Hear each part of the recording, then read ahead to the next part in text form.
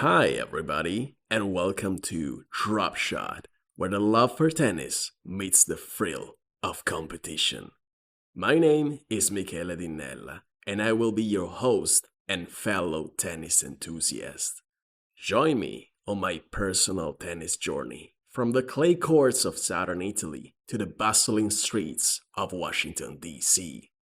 In each episode, my guests and I will share personal experiences, we'll comment on Grand Slams, analyze players and stats, and even offer tips on gear and apparel. Whether you are a seasoned pro or maybe just picking up a racket, sit back and get ready to serve, volley, and ace your way through the fascinating world of tennis.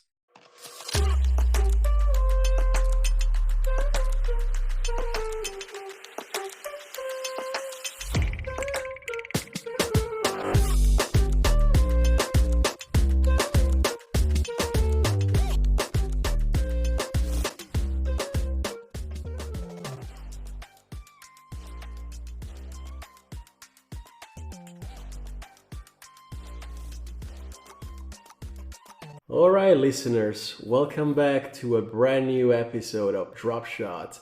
Thank you so much for your support. We received a lot of love from all over the world, I have to say, Italy, United States, but lots of other countries. So let's keep that up, especially because we are going to touch upon a few very, very hot topics.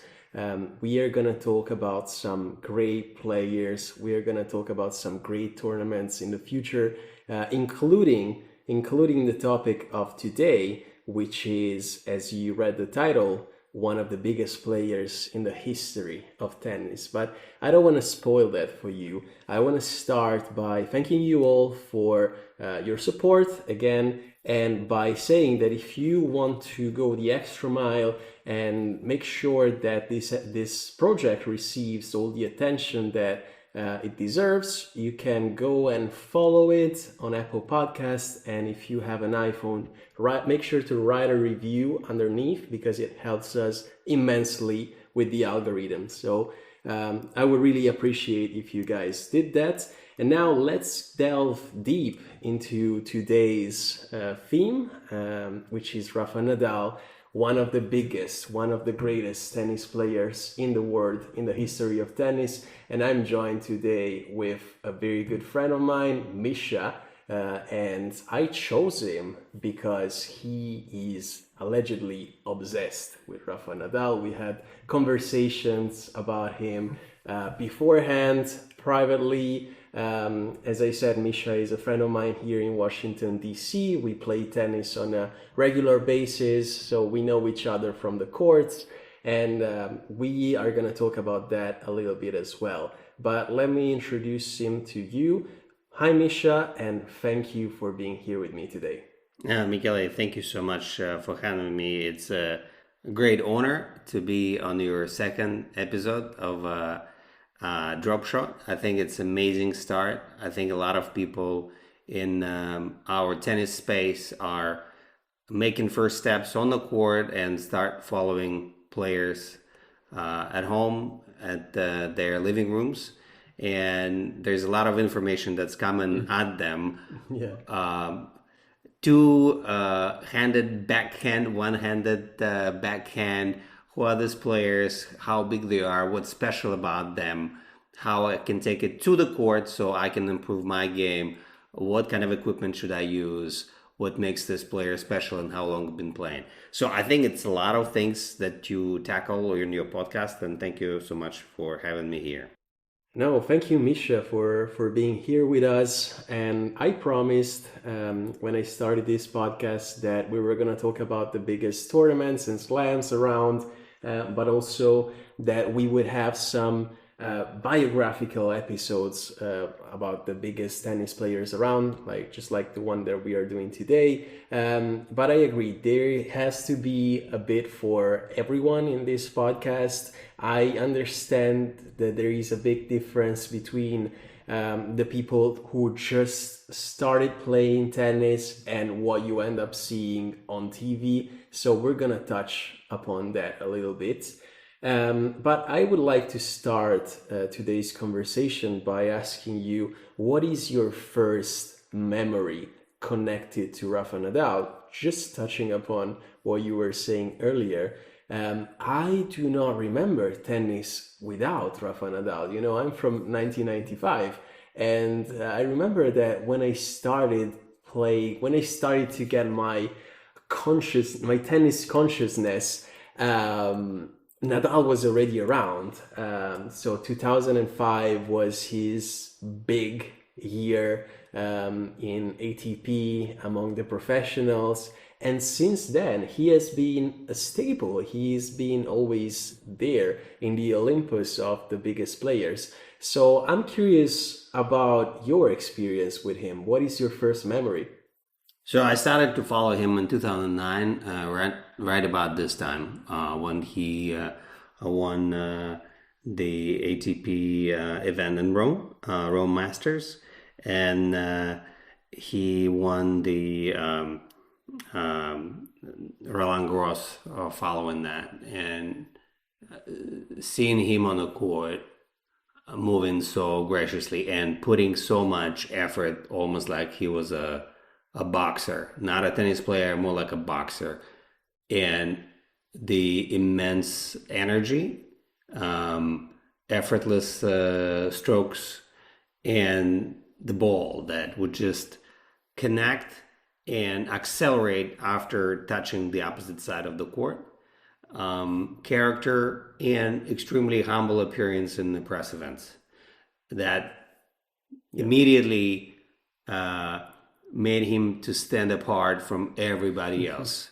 And he was a great player back then. He was not a legendary and absolutely one of the best of the best of the best in the world. And obviously seeing him like in a slow motion from 2009 to 2024, going through so many amazing tournaments with so many great wins and graceful defeats, battling with his health, improving his game constantly. You can see that he's trying new things, he's working on new things. He is someone who showed the world that putting your best version of yourself on the court every day is possible and improving at the same time. Later in life, in 2012, I went to Indian Wells specifically to watch him.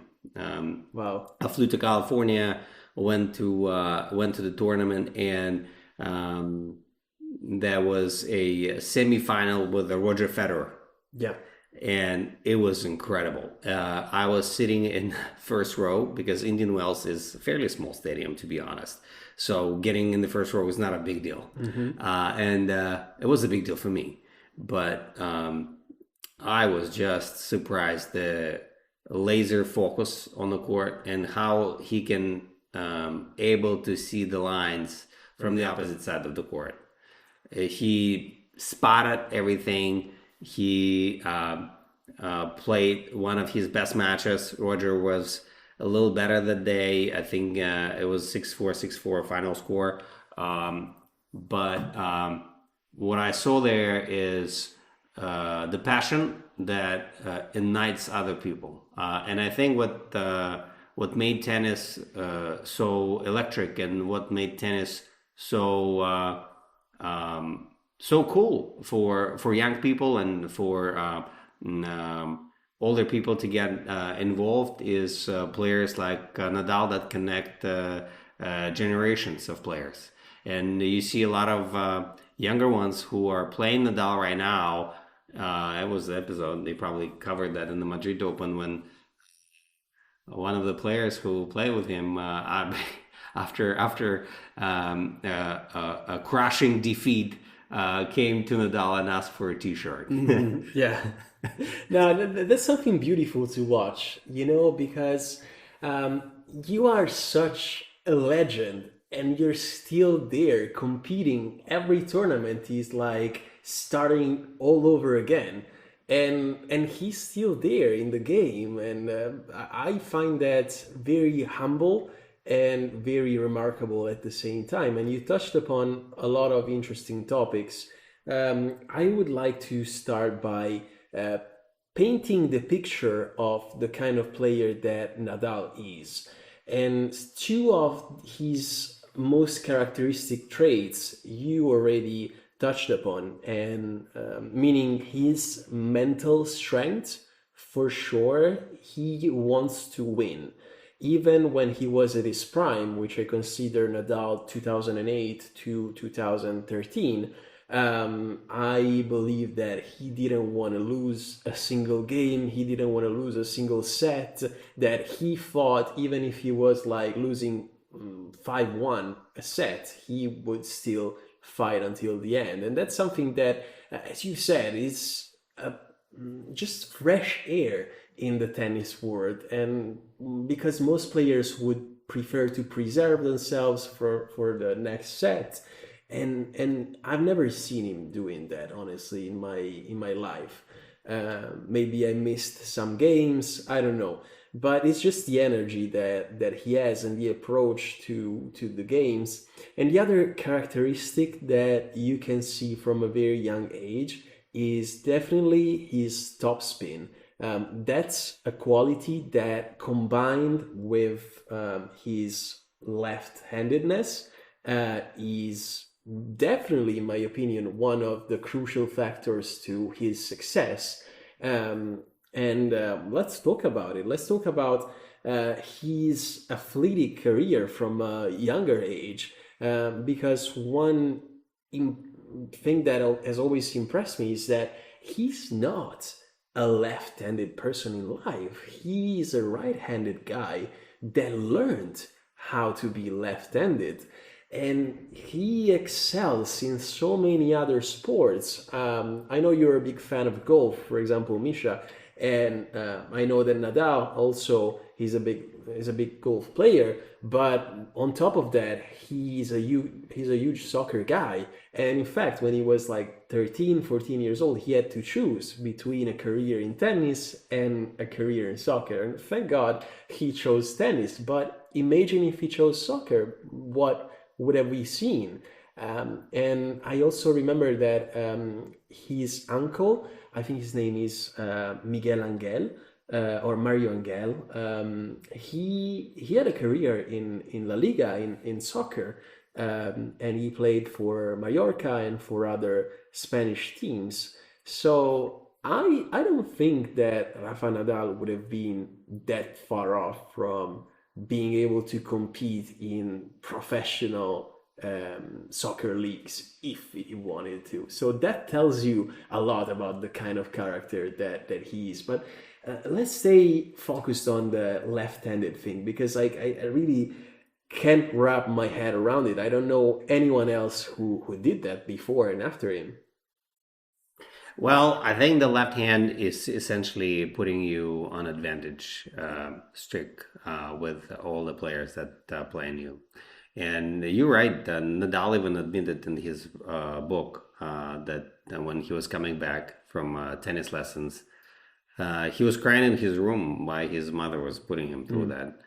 But his Uncle Tony proven that his coaching techniques and his mentorship of Rafa brought an amazing, outstanding results. And speaking of Tony, I will step for a second before I answer a question to his coach that essentially brought him through his entire career. I think Tony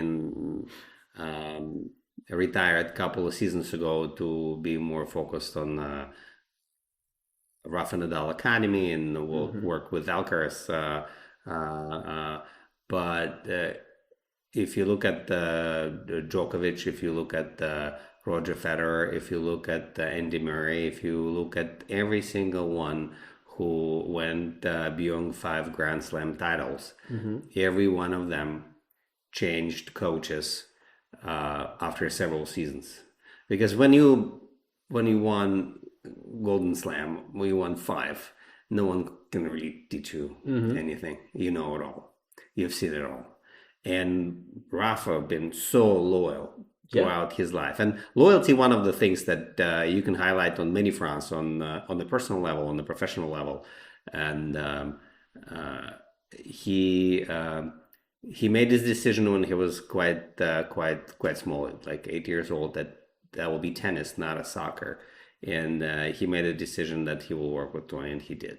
So, and And Tony is part of the answer to my previous question. So thank you for mentioning that.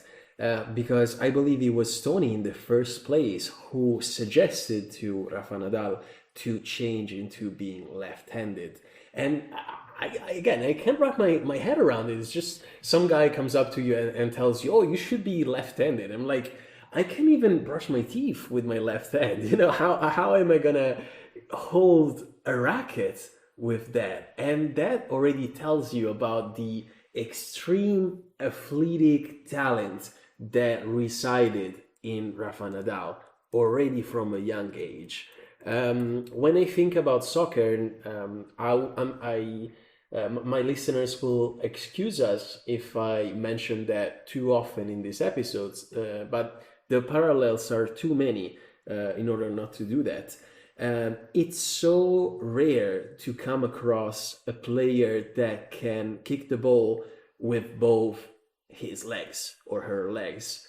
So that's already a rarity around. And Nadal was able to do it with his hands, which is something that I've seen very few times in my life happening in professional sports. So kudos to that. But talking about Tony and also the rest of the family, another factor to Nadal's legend is also the stability in his family that he had. This is really a family legacy. This is not just Rafa Nadal's legacy. It's the Nadal's family legacy, I believe. And sometimes he goes under the radar, the impact that the people around him had in his life.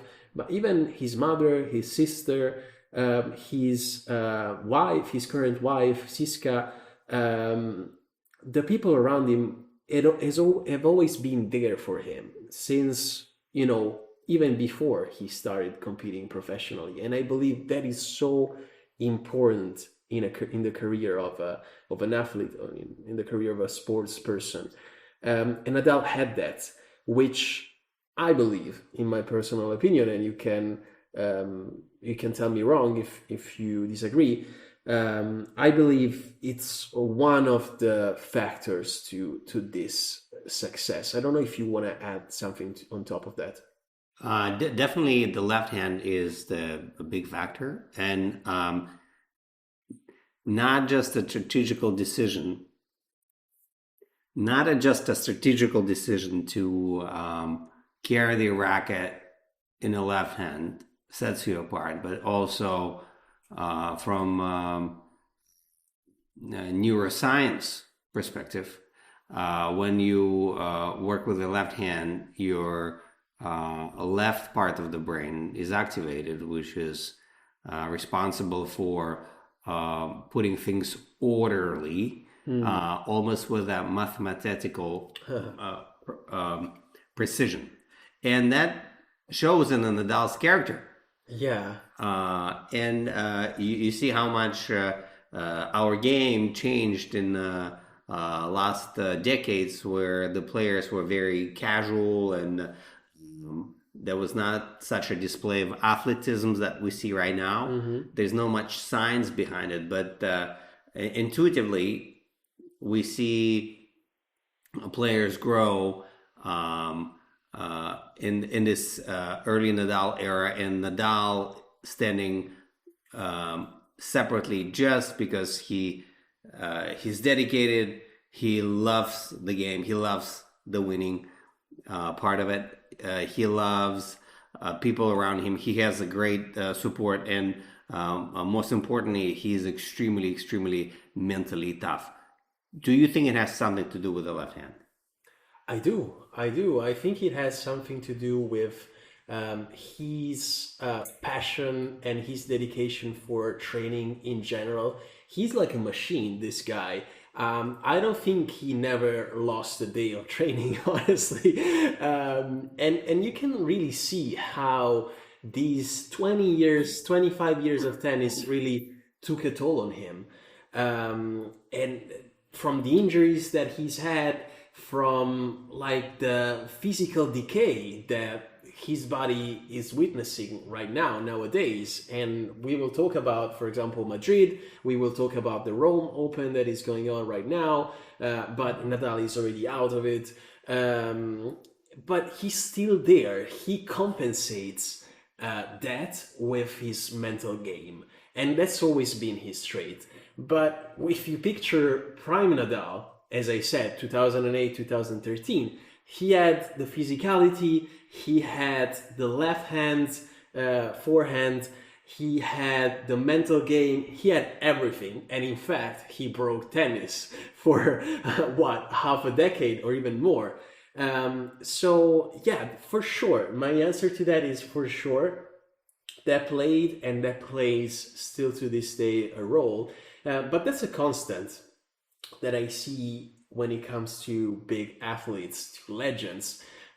We were talking in the car the other day, Misha and I, about Cristiano Ronaldo, and actually Nadal and Cristiano are good friends, it seems.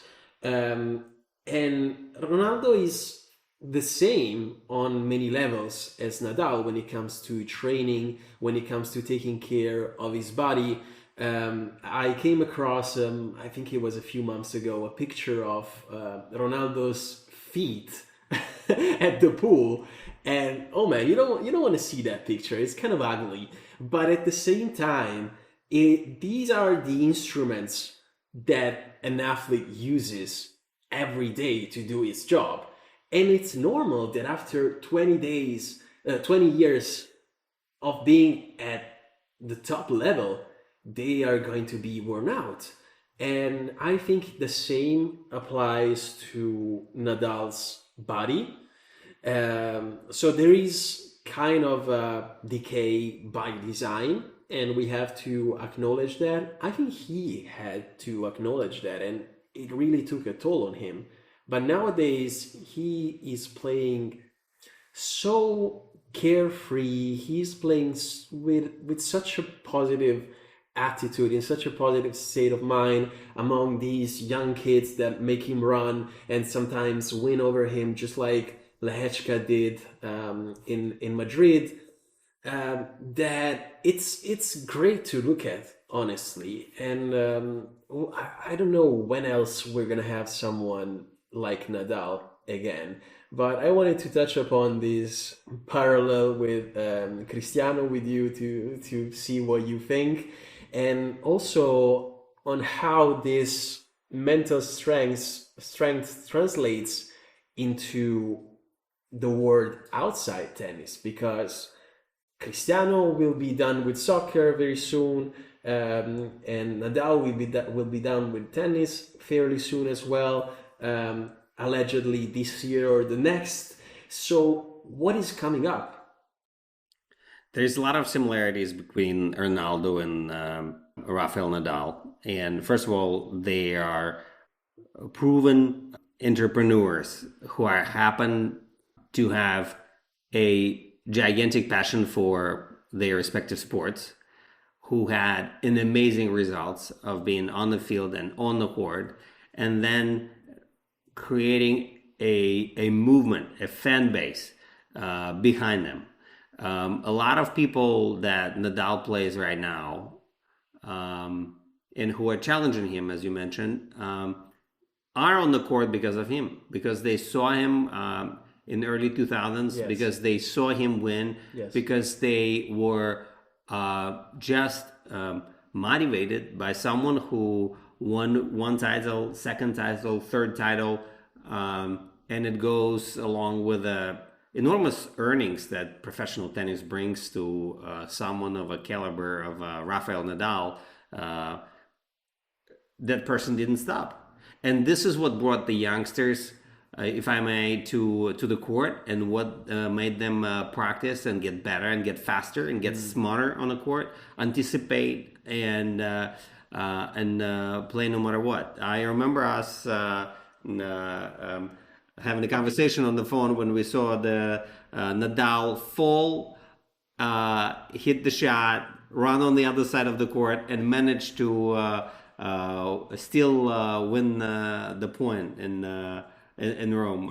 in early stages of Rome.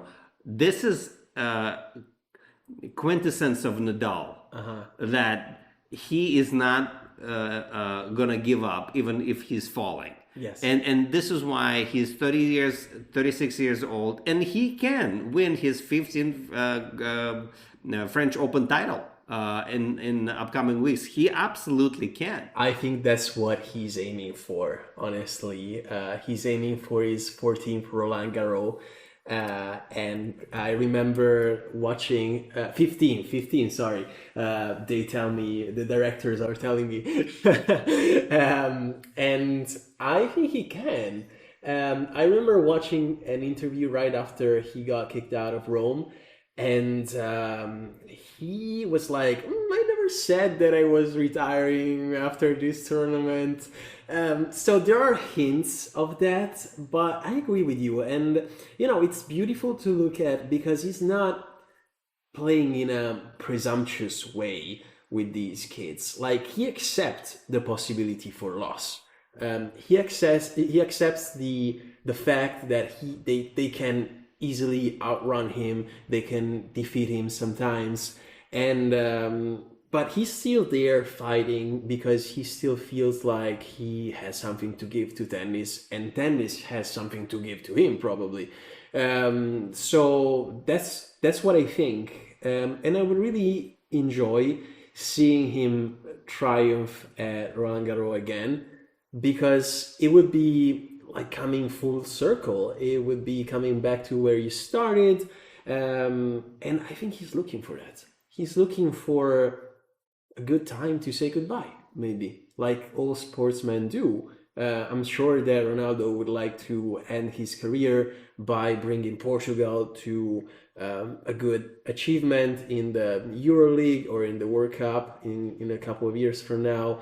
So why not? Why not? Absolutely. I would enjoy that, especially in a time like now, in months like now, where the biggest players in the game are either injured or out because of other reasons. I'm gonna touch upon this in our next episode about Rome. It was kind of disappointing to see Djokovic get kicked out of Rome in that way. It wasn't completely his fault, and we know that.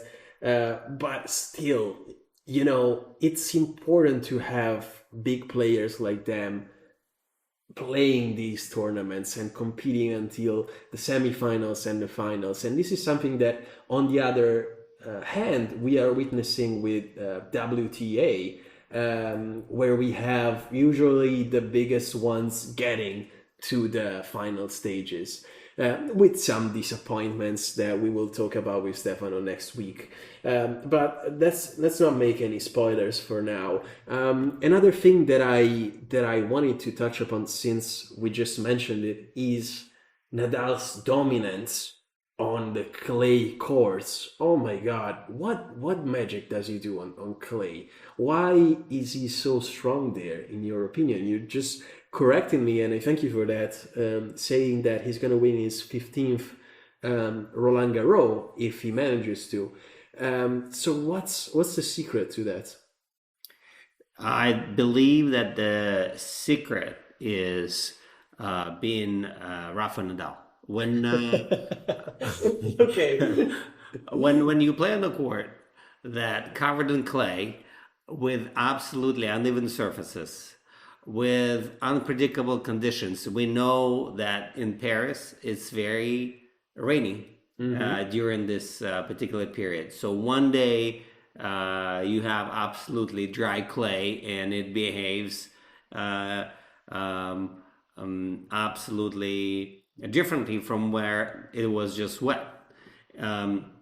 And when the ball bounces off uneven surface, it takes unprecedented direction. So the ball tracking ability, uh, talent, and understanding what's going to happen when it reaches the sweet spot where it has to be hit is the Rafael Nadal secret. And we talked about that he has some ability to be a mathematician on the court. This is where it shows the most. The most difficult surface, you not just need to slide and adjust with your feet, which is a separate conversation, but tracking the ball and connecting with the ball at the place where it needs to be hit is the Rafael Nadal secret. And every time you see him practice, it's all about footwork. Him in the locker room, him getting ready for the game. It's all in the footwork. And one of the things that is puts him apart from Cristiano Ronaldo. Yes, you can have a difficult day, but you have an entire team with you on the field who can back you up, who can set you up for a perfect hit. Nadal is by himself. And it's raining. He's by himself. It's a delay. It's a emotional opponent on the other side of that. It doesn't really matter. His composure and his evenness and centeredness is almost like a Buddhist monk who never showed his emotion. I think it was him and Roger Federer who brought this extraordinary mental ability not to be distracted by anything on the court. Compare that with excellent footwork, the boxing style of tennis, and this ability to read the ball makes him absolutely my favorite for this Roland Garros in 2024. Oh, your favorite in general, I would say. You are obsessed with Nadal, just like Rafa Nadal is obsessed with geometry, I think, on the verge of OCD. And we've touched upon this in the past. But you know, we are never gonna say anything negative about Nadal, but we just want to stress the fact that he's really into tennis, and that's what it takes when you want to be a top level athlete, not just for one time, not just for 1 year, 2 years, 3 years, but for more than 20 years, just like he has done. You really have to dedicate your life to this. And this is also why when we are talking about other athletes, and I like this parallel that we established with Cristiano Ronaldo for some reason, it's hard for them to give up, because that means changing your life completely. Just one day you're training for a tournament and the next day, poof, like it's gone. Where is the purpose now? So what are you gonna do? Can you only imagine if Roger Federer was not there? I was gonna mention he would have 50 Grand Slams. 50. Actually, I have a theory that I wanted to talk to you about, because between Nadal and Federer, Nadal has the winning score. But Nadal is still losing to Djokovic. I think Djokovic has 30 wins to Nadal, and Nadal has 28 to Djokovic so far. So I believe that even though the biggest rivalry on the emotional level has been between Federer and Nadal, and I agree with that, that is sacred to me, because that's how I was brought up tennis-wise. That's how I grew up.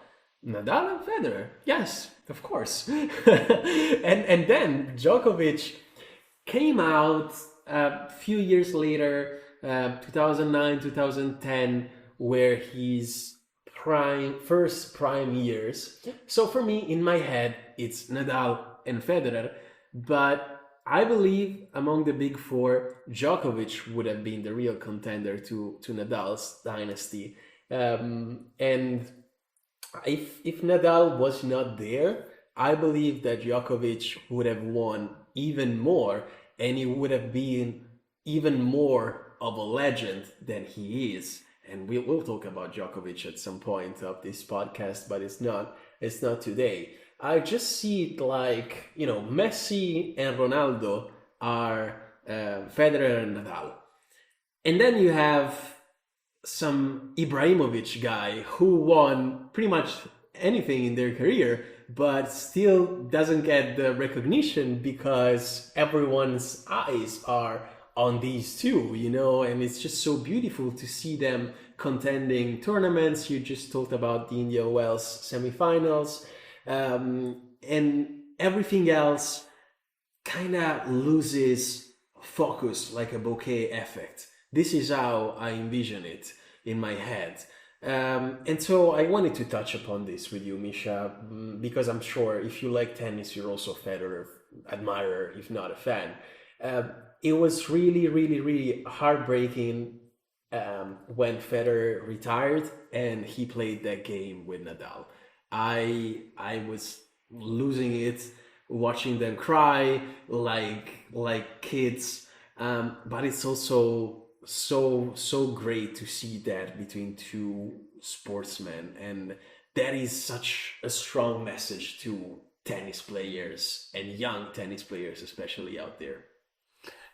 I think understanding of tennis comes across as community to you when you see them on the same side of the net playing in a team tournament. Because obviously every single player counts their own wins and losses, but in reality, Nadal Federer rivalry is what brought people to the court. That's what filled up Arthur Ashe Stadium in New York, and this is what filled in every stadium that they were together. It was completely sold out. It was impossible to get in. I happened to witness this beautiful rivalry a couple of times, but when you see it from the perspective as a someone who casually plays on the courts like you and me, I would love to play with you because you're a good player, and that what makes me run, and that what makes me come back over and over again.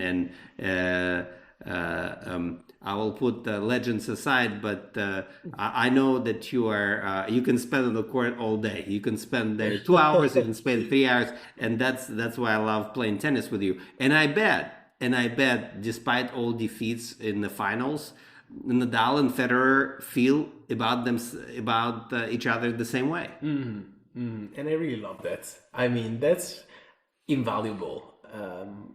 I don't think if you put Messi and Ronaldo together and told them just play a match, it would be the same energy. I don't think they have this click between them. Maybe because tennis is a single player sport. I don't know. I don't want to allege anything here, but I really believe that after I saw those tears, there was something special between Nadal and Federer, and I want to thank them for the spectacular games and tournaments that they've given us through these years.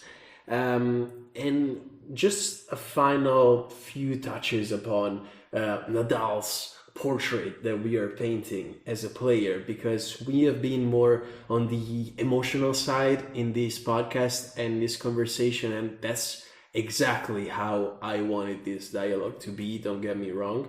But let's try and delineate some other characteristics that Nadal has. He has been criticized in the past for being too much of a defensive player. I remember, for example, my dad, when, again, I was that age, 10, 11 years old, my dad was like, he doesn't need that strong. He always aims to get the ball back until the opponent make mistakes. I don't think it's that easy after I grew up. I feel like I understand it now.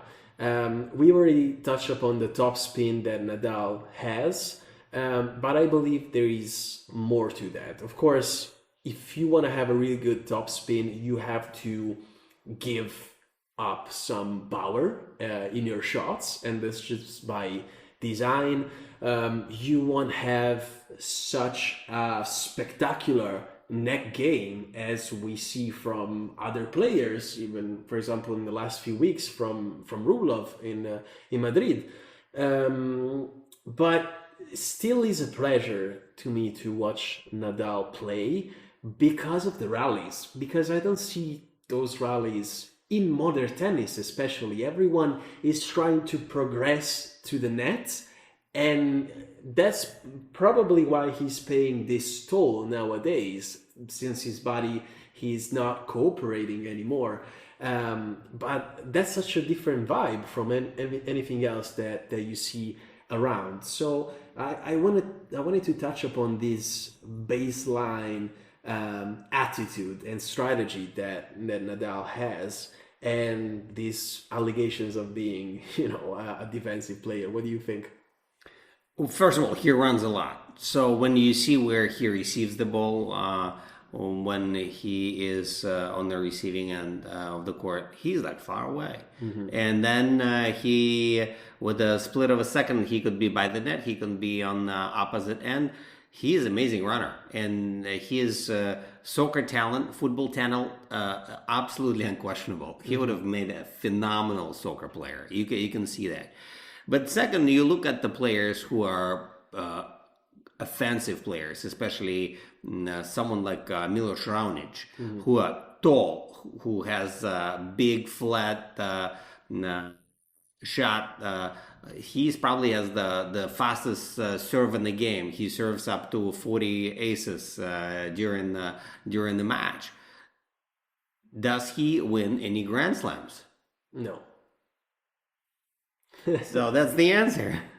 That's the question. That is not the answer, but that's a good question to ask ourselves. And yeah, I agree with you on some level. Maybe that's not what everyone is looking for, but that's why tennis is such a beautiful sport, because you can bring your own style, and every player has their own tactics. When you said that Nadal runs a lot, it made me think of Carlos Alcaraz. I feel like he does superhuman things nowadays. He's in his prime. We are going to talk about Carlos Alcaraz in the future episodes, because we are witnessing something here. He hasn't bloomed yet. He's not at his peak, but he's getting there, I believe. If he manages to go beyond these, physical nuisances that he's going through, I believe that Alcaraz will be one of the biggest contenders for the next 10 years. And you can disagree on that. I still hold that thought. And I've said in the past that I'm not the biggest fan of Carlos Alcaraz, but I recognize that. Just like Nadal and Federer and Djokovic and Murray recognize each other. They see each other. Talent sees talent. And Nadal is not just talent. Nadal is training and dedication and sacrifice as well. And the last thing that I wanted to touch upon before we wrap this episode up is, again, his career after tennis. Where do you see him in the next years after he retires? His academy seems like it's an ongoing project. It seems like he really wants to do something for the youth.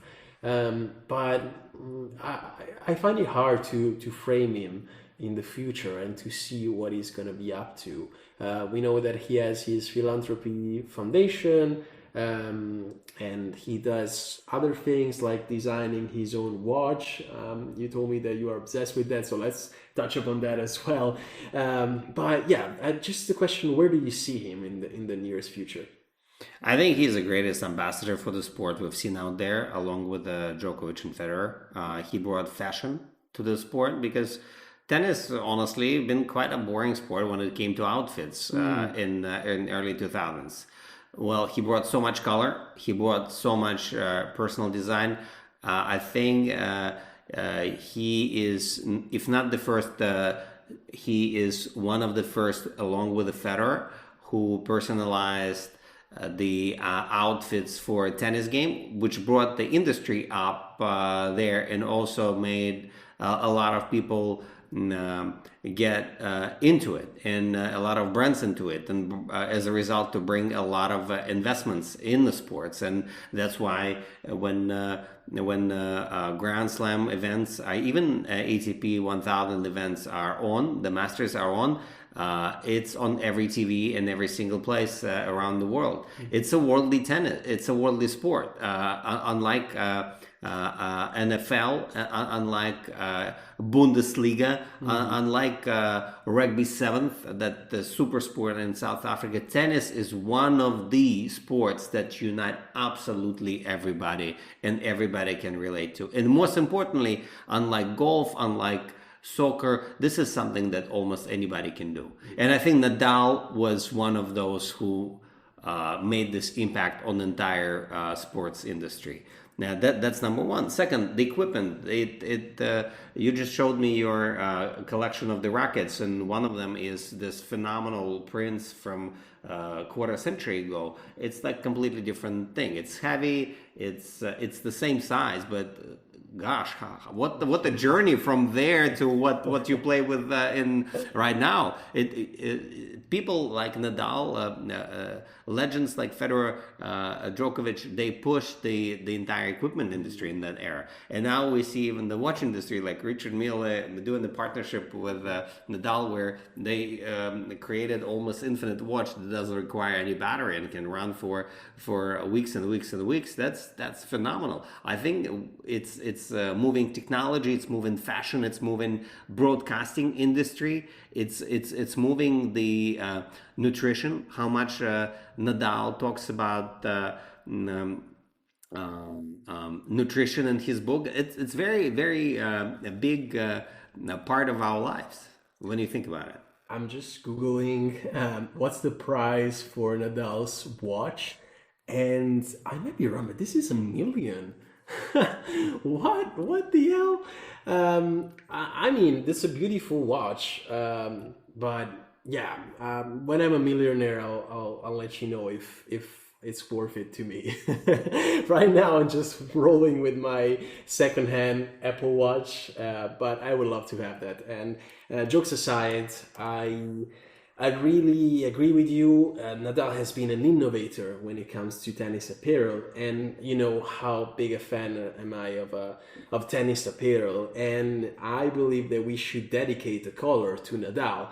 It should be something the Nadal fuchsia, the Rafa Nadal pink. I don't know, but I feel like that's his color, and I really love the brand that he built. I think it's such a hard thing to do, to come up even with a logo that stands out. And this two-horned thing that turns into a racket logo, it's so recognizable as a brand, and you need innovation also in order to achieve that.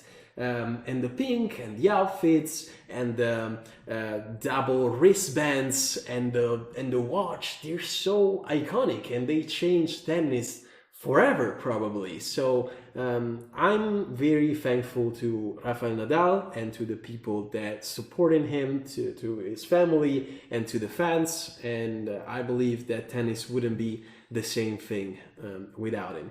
But this is it for today, guys. And thank you so much for bearing with us this far, for listening. I appreciate if you decide to leave a follow to our podcast, to leave a review on Apple Podcasts or on Spotify, wherever you listen to. This helps us immensely to know that the job that we're doing is also appreciated. And finally, I want to thank my guest for today, Misha, for being with me in this journey in Rafa Nadal's career. And I hope to have you again on this podcast. Thank you, Miguel. I think you're doing a phenomenal job with the podcast. Good luck with everything. All right, listeners. So I'll leave you here, and Misha, let's go play some tennis. Let's go.